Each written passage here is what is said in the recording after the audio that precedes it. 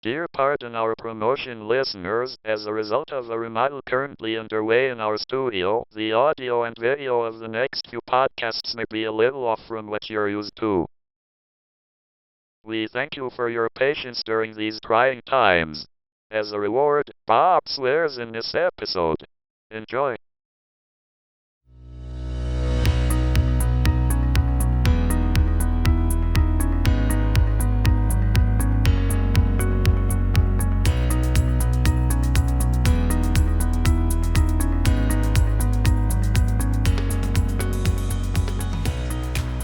Welcome back to another episode of Pardon Our Promotion.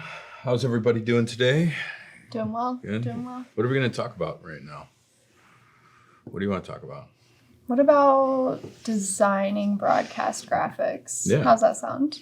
Wow, that didn't sound contrived at all. I just made that up off Really, the top of my out head. oh my goodness, what a great subject. How did you come up with that? I don't know. I'm just a genius, I guess. So what about them? What about designing broadcast graphics? No, don't look at me. Don't look at me. What about him? What about him? Well, what kind of broadcast graphics do you guys have in your shows? Well, first of all, I guess what we've seen in the minors, let's set ESPN and Fox and all those major broadcast companies aside, they're pretty there is a little tiny thing in the corner. It's usually not produced very well. Well, It kind of looks like it looks like 1980s CBS graphics. We'll add our own little graphic for a parental advisory for the last one for The Bob. SH. Yeah. Okay.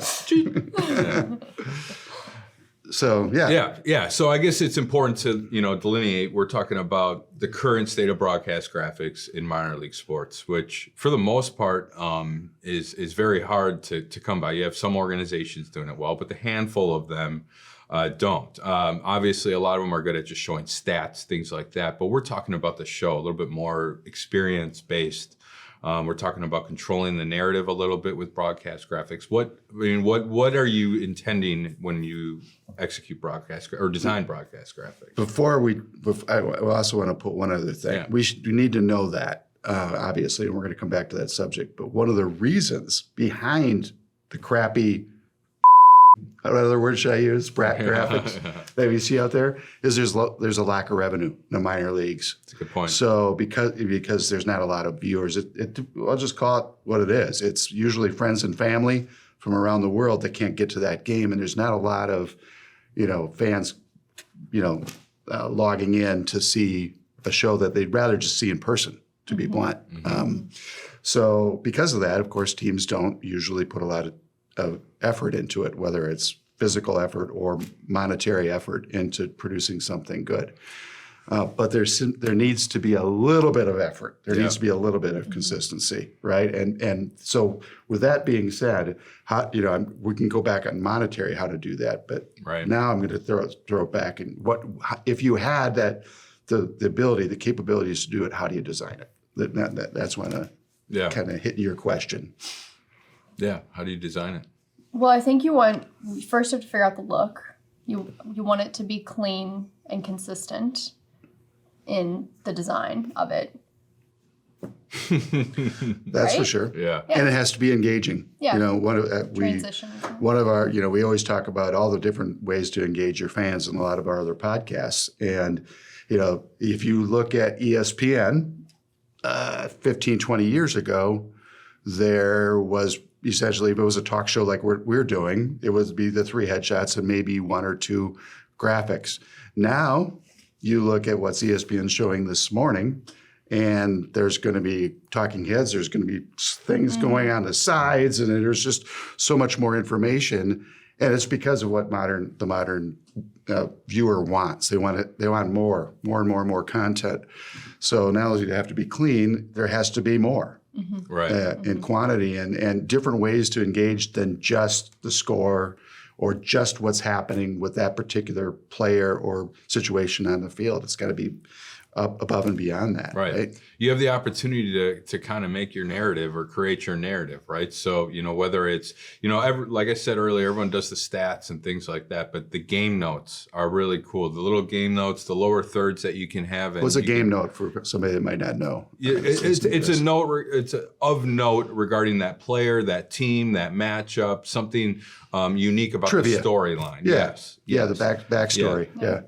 Yeah, not just essentially the matchup, but the context, the backstory. So, last time, game notes are like if a player's coming to bat, we can say what he did last time this team matched up, or last time he faced this player. Not your typical stat line, but it plants a narrative in the fans' mind.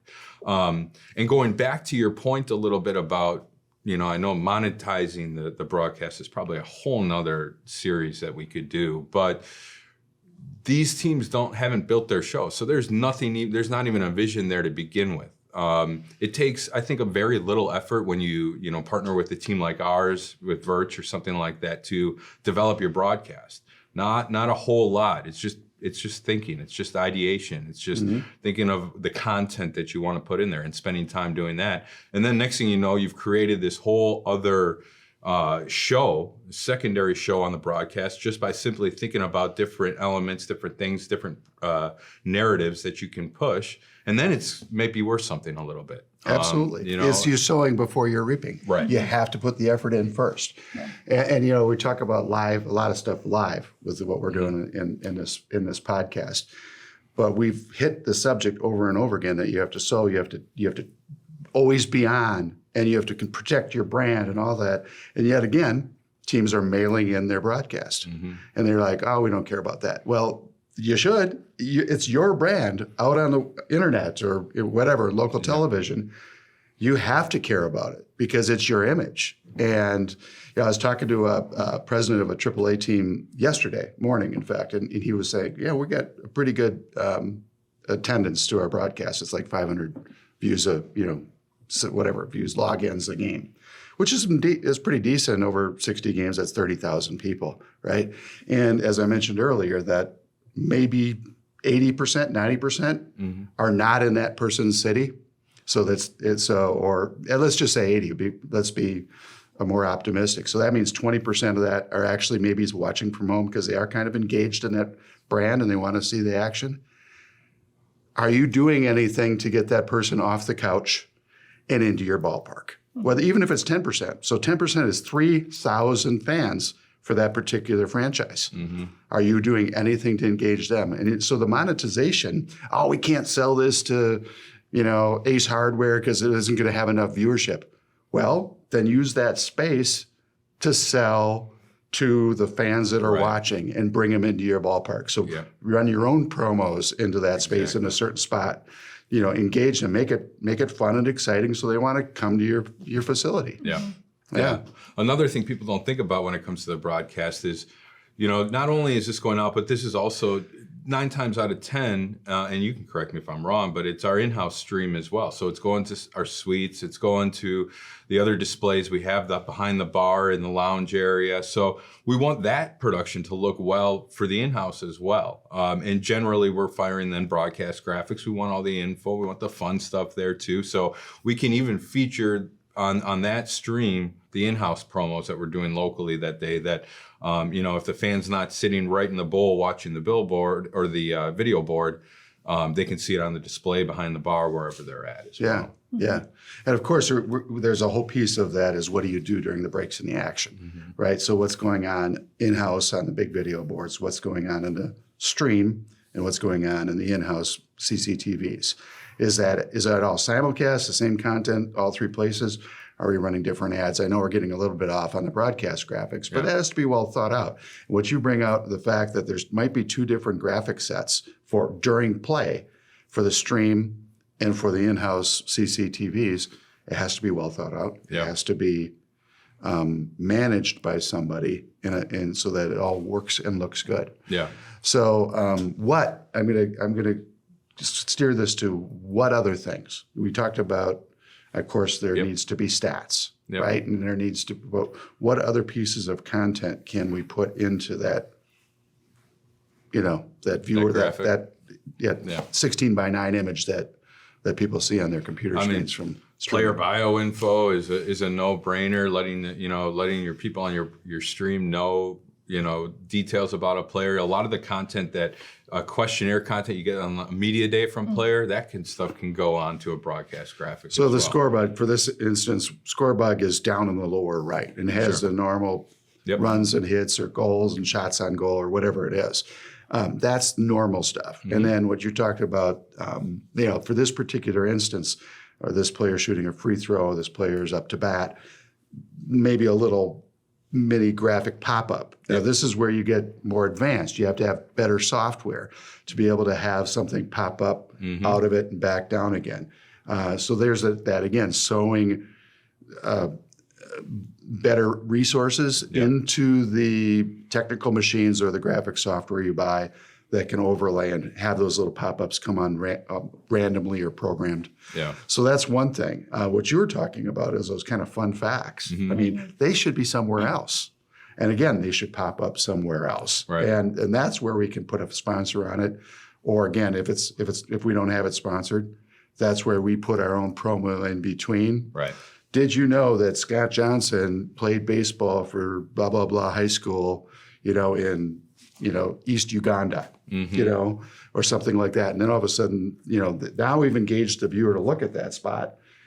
The very next pop-up is, make sure you come to our game this Friday for fireworks night, blah, blah, blah. Right? Or Ace Hardware ad, whatever it is, or something, your Ace Hardware is tagged on the Did You Knows. So that's a spot. Where else? So I kind of adding to that, first of all, that gives your play-by-play something else to talk about. It gives them that little tidbit. But I also, when you mentioned the player questionnaire, putting in just entertaining, silly questions. One time on one of my questionnaires, it said, if you had to choose what condiment to put in your belly button, what would it be and why? Silly things like that, I think could add a lot of entertainment to your broadcast when there is downtime. You could script it in as a drop-in and pop that broadcast graphic up there.